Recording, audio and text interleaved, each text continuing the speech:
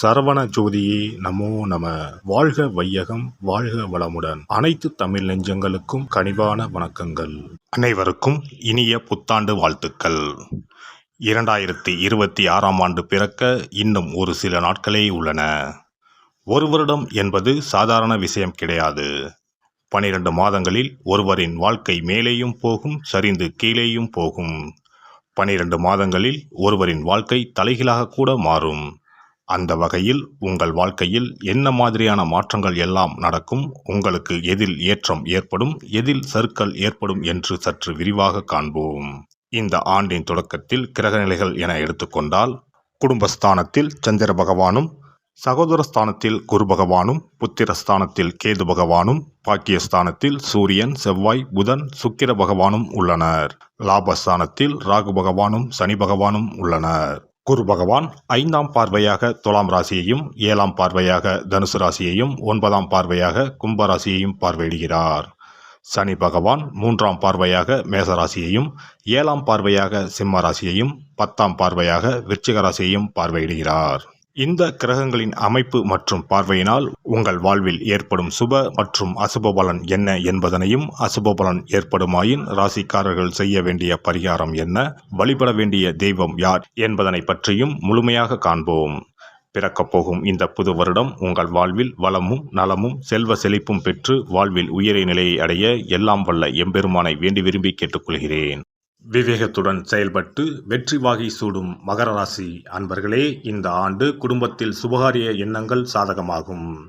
அரசாங்கத்தில் இருந்து எதிர்பார்த்த சில உதவிகள் கிடைப்பதில் தாமதம் உண்டாகும். பணவரவுகள் தேவைக்கு ஏற்ப சாதகமாக இருக்கும். சேமிப்பு குறித்த செயல்களில் கவனத்துடன் இருக்கவும். மனதளவில் சிறு சிறு சலனங்கள் ஏற்பட்டு மறையும். நண்பர்களின் சந்திப்பு மனதளவில் சில மாற்றத்தை தரும். ஆரோக்கியத்தில் கவனம் வேண்டும். உடன் பிறந்தவர்கள் வழியில் விட்டு கொடுத்து செல்லவும். மறைமுக எதிர்ப்புகள் ஓரளவு குறையும். சமூகத்தில் பிரபலமானவர்களின் நட்பு கிடைக்கும். மனை வாங்கும் விஷயங்களில் பொறுமையுடன் செயல்படவும். வெளிநாடு செல்ல முயற்சிப்பவர்கள் தகுந்த ஆலோசனை பெற்று செயல்படவும். கடன் பிரச்சனைகள் கட்டுப்பாட்டுக்குள் வரும். புனித யாத்திரை குறித்த எண்ணம் மேம்படும். உறவுகளிடத்தில் சூழ்நிலை அறிந்து செயல்படவும். உத்தியோகத்தில் இருப்பவர்களுக்கு இந்த ஆண்டு முன்னேற்றமான சூழல் ஏற்படும்.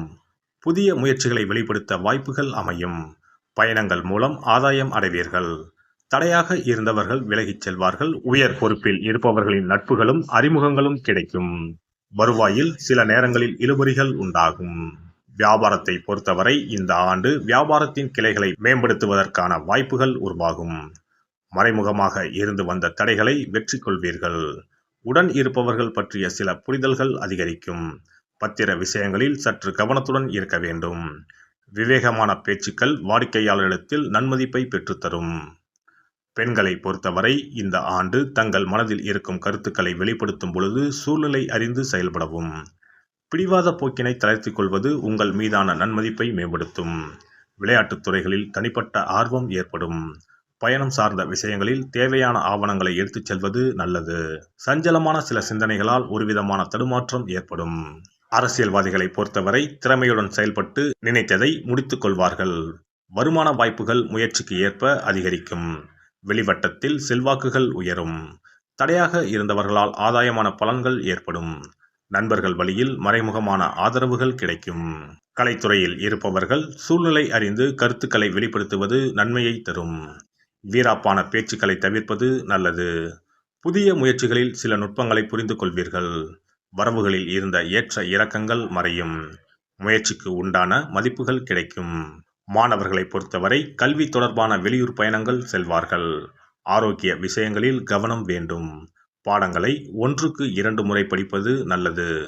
நண்பர்களின் ஒத்துழைப்பும் ஆலோசனையும் சில மாற்றத்தை உருவாக்கும். ஆராய்ச்சி கல்விகளில் அலைச்சல்கள் அதிகரிக்கும். மகர ராசி அன்பர்களே, இந்த வருட கிரக அமைப்புகள் அடிப்படையில் எதிர்பாராத சில தனவரவுகளால் கையிருப்புகள் மேம்படும். மனதளவில் புதிய தன்னம்பிக்கை பிறக்கும். உடல் ஆரோக்கியத்தில் மட்டும் சற்று விழிப்புணர்வு வேண்டும். ஞாயிற்றுக்கிழமை தோறும் துர்க்கை அம்மனை தீபமேற்றி வழிபாடு செய்து வர நினைத்த காரியங்கள் கைகூடும். சிறப்பு தொகுப்பு.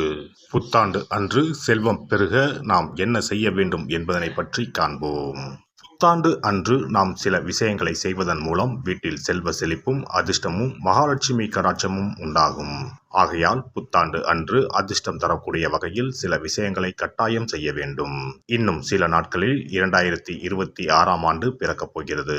அதாவது ஜனவரி 1/1/2026 அன்று கோவிலுக்கு செல்வது, தானம் செய்வது, புது ஆடை அணிவது மற்றும் வீட்டிற்கு தேவையான பொருட்களை வாங்குவது என பலவற்றை செய்வதன் மூலம் நற்பலன்களை பெற முடியும். பொதுவாக பெரும்பாலான வீடுகளில் எதிர்மறையான எண்ணங்கள் எப்போதும் இருந்து கொண்டே இருக்கும். இதனால் வீட்டில் அதிர்ஷ்டம் என்பதே இருக்காது. முக்கியமாக குடும்பத்தில் மகிழ்ச்சி என்பதே இருக்காது. இவை அனைத்திற்கும் தீர்வு கடவுள் வழிபாடு ஒன்றே ஆகும். கடவுளுக்கு உரிய பொருட்களை வாங்கி வழிபடுவதன் மூலம் வீட்டில் நேர்மறை ஆற்றல் பெருகி குடும்பத்தில் மகிழ்ச்சியும் செல்வ செழிப்பும் உண்டாகும். புத்தாண்டு அன்று வாங்க வேண்டிய 3 முக்கியமான பொருள்: துளசி இலை, ஏலக்காய், கல்லுப்பு. துளசி இலை, ஏலக்காய், கல்லுப்பு ஆகிய 3ம் மகாலட்சுமியின் அம்சம். ஆகையால் வருடத்தின் முதல் நாள் அன்று மேற்கூறிய 3 பொருட்களை வாங்குவதன் மூலம் வீட்டில் செல்வ செழிப்பு உண்டாகும். துளசி இலையை வாங்கி வந்து பூஜை அறையில் பெருமாளுக்கும் ஆண்டாளுக்கும் வைத்து வழிபட வேண்டும். அடுத்து ஏலக்காய் வாங்கி வந்து பூஜை அறையில் விளக்கின் அருகில் வைத்து வழிபட வேண்டும். செல்வ செழிப்பு உண்டாக்குவதில் கல்லுப்பு முக்கியமான பொருளாகும். ஆகையால் கல்லுப்பை வாங்கி கட்டாயமாக பூஜை அறையில் வைத்து வழிபட வேண்டும். வாங்க வேண்டிய பிற பொருட்கள் என எடுத்துக்கொண்டால் மல்லிகைப்பூ, மஞ்சள், குங்குமம், சர்க்கரை, இனிப்பு, பசும்பால், குத்துவிளக்கு ஆகியவற்றையும் வாங்கலாம். புத்தாண்டு அன்று அதிகாலை எழுந்து குளித்து பிரம்ம முகூர்த்தத்தில் பூஜை அறையில் விளக்கேற்றி வழிபட வேண்டும்.